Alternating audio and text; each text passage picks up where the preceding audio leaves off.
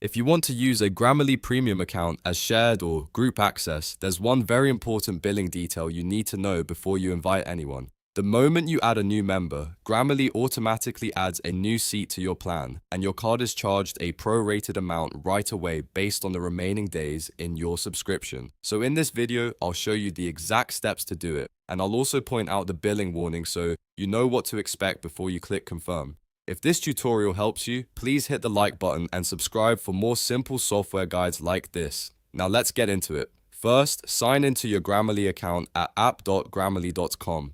Once you're logged in, look at the left-hand menu and click the admin panel option. This is where all of the organization and team settings are managed. After that, click the organization tab, then select members. This page is where you can view existing members and add new ones to your Grammarly Premium or Grammarly Business Style Shared Access setup. Now, in the upper right corner, click Invite Members. A pop-up will appear asking you to enter the email address of the person you want to add. Type in your team member's email carefully because this is the address Grammarly will use to send the invitation.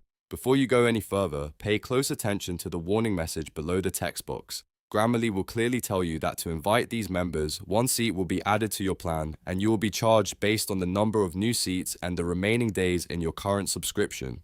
This is the key part people often miss. It means the invite is not just a free add-on and it is not delayed until later. The extra seat is created immediately and the billing is handled right away in prorated form. So if you're sharing access with a teammate, employee, or group member, make sure you understand that this is a paid seat adjustment. Once you've reviewed the charge notice and you're comfortable continuing, click the Invite Members button to confirm the addition and send the invite.